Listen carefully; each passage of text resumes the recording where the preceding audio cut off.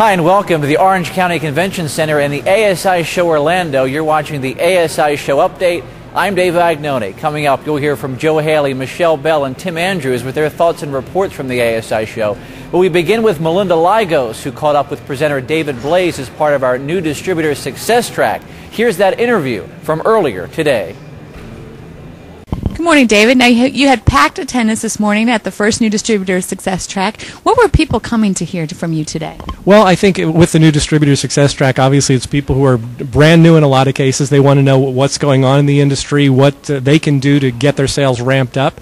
Not just in this economy, but with a brand new business, how do I get the clients? How do I bring new people through the door? So that's been a lot of the focus. Sure. What were some of the questions they had for you? Well, they were actually, in this session, there were a lot of questions about artwork. People were asking about how to get the artwork done. But generally speaking, what they really seem to want to know about from a sales and marketing standpoint is how do I generate new clients? How do I get existing clients to buy more in this current economy? And how do I make things happen in my business? So that's really what we were trying to cover. What one tip do you give to distributors who are looking for new business? Well, when you're trying to bring new clients through the door, you really have to start with focus. In other words, who am I going to go after? I've got to know exactly who I want to go after, because a big mistake that new distributors tend to make sometimes is they think the world is their market, and they really need to hone in on which businesses in my particular market, who am I going to get in front of, because those are the people that I'm likely to close at some point. So their client is not everybody. You'd love if it were, but yeah, the reality of the situation is that you can't target the world. You need to be a little more specific. What's the best piece of advice you can give distributors for making the most of 2010? Well, I think a couple things. One is that if you've already got a client base that maybe has pulled back a bit, you need to realize that you're not going to be able to get all of them to spend more right now. So that may mean supplementing with some new clients. I think a focus on customer acquisition is probably a good idea. But also finding out what are your existing clients currently dealing with, what are their biggest struggles, and if you can recommend a promotional solution to help them overcome those struggles, you become a lot more valuable to them. Great. Well, we'll look forward to the rest of your insights as the day unfolds today. Thank you, David. All right, Melinda, thank you. David Blaze for ASI TV.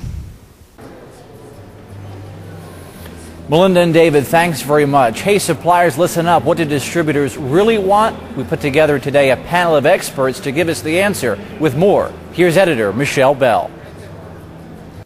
Hi, I'm here with Dan Jelenic, Vice President of Touchstone Marketing, one of Counselor Magazine's fastest-growing distributors. And we just ended our session involving what distributors really need from suppliers to have a fantastic year. And I'd like to ask Dan, what are the top 3 things he would say suppliers really need to do to make distributors' lives easier? Dan? Good question. I think the first thing is for the suppliers really to know who our end user clients are. They come to us, it's this, we're all distributors out there, but those suppliers know who those end user clients are that we work with. So I think it's very important to go the step further, which will lead me into the second point, is being proactive with those end user clients. So knowing them and then putting the right tools in their hands to help sell those clients. And then lastly, I just think making it easy. We all want it easy. We're all running around, so good inside help, good response from the outside help, but really just quick, easy responses so we can go do our thing and hopefully sell lots of product. Well, thanks, Dan, and this is Michelle Bell for ASI TV. Michelle, thanks very much. Of course, one of the most popular parts of Education Day are the Lunch and Learn sessions. Earlier today, I met up with Quicksell to get some advice for distributors. Here with Cliff Quicksell, we're talking new distributor success for 2010. So if I'm a new distributor, how should I approach 2010, Cliff? Aggressively. I think nowadays your clients are looking for, as we've always talked, that point of differentiation, creativity. They need to see it in you before you can go out there and try to do it for them. So I think an aggressive approach on selling more creatively, getting people to see that you are beyond the product, I think that is the key. I believe that the people that are thinking more outside of the box and more creative are the ones that are going to be very successful, not just in 2010, but moving forward. How about self-promos, thinking outside the box? What can you send a potential client? Well, I think that we get caught up in that too, about if I send out a pen or if I send out a ruler, all of a sudden wow, people are going to get excited. But in the reality is, in my interviewing of a lot of end buyers, they're really not looking for just product. What they're looking for, just like us, they're looking for a point of differentiation. How can we be creative? So in that sense, I think that I use the example all the time that if you're walking a show like this, utilize this like a chef would walking through a supermarket. You know, these are just the tools, the ingredients for powerful creativity. It's you being the chef, the creative. How do you meld all those components together to be different, something that you wouldn't find in a catalog? Those are the type of things that set you apart. As always, good advice. Cliff Quicksell. Thank you. Thanks very much. Pleasure. It's always good to hear from Cliff. It's also always good to hear from Joe Haley. Earlier today, Joe met up with the catalog doctor to get some advice for your business to improve your catalog. Here's Joe with the doc. So the catalog doctor's in with another appointment right now. All day suppliers have been bringing him their catalogs, and they've been asking, what's wrong with it? How can we fix it? Now, we had a chance to speak with him earlier today, and he said the number one problem he sees with catalogs is that there's no call to action. So when you're creating your catalog, remember that there needs to be a call to action. Reporting live from the Convention Center, I'm Joe Haley for ASI TV. Thanks, Joe. Last but not least, it's time to get a glimpse at 2010 with some thoughts on the new year. We turn to Melinda Lygos with ASI President Tim Andrews. This is Tim's Take.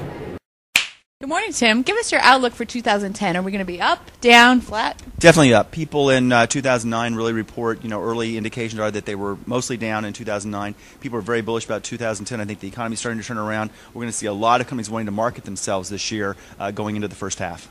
That's great. Now, what's one good thing that the industry really has going for itself right now? I think we've got a great return on investment. People that spend money to buy promotional products, promote their business, really get a great trackable return on their investment. And in fact, we have a new research study out on ASICentral.com that explains to end buyers how they can track their ROI and what the ROI is for promotional products. And I really encourage distributors to take a look at that study and download the version that's great for end buyers and use that in their sales process. And that shows that the cost per impression for advertising specialties is better than virtually any other ad media. Is that correct? It's really the lowest thing that you can buy. So if someone is spending money on Yellow Pages or billboards or almost any other kind of thing, promotional products are either equal to or better than all of those kinds of things. That's great information. Now, this is the first show of the year. Yeah. What's the outlook for ASI shows for 2010? Oh, I think we're tracking really well. We're really happy about attendance in 2009 going into 2010. A lot of trade shows not in our industry are really struggling, but we think there's a great reason to come to a show. You see all the new products. You get to have one-on-ones with people who are the suppliers that are, have the products available, and so we're feeling really great about coming into both Orlando and then all the other shows we have going on, and especially our San Diego show. We're launching a new show later this year in San Diego. We're really bullish on that show. The attendance is really tracking well, and suppliers tracking well for that show too. So for the industry and the shows, you're bullish all the way around. I'm Mr. Bull. That's great. Well, that's Tim's Take for ASI TV. Again, Melinda and Tim, thanks very much. That'll do it for our first ever edition of ASI Show Update. Remember to catch us on YouTube, in Counselor Promogram, and always at ASICentral.com. Thanks again for watching. Until next time, I'm Dave Agnone. Have a great day.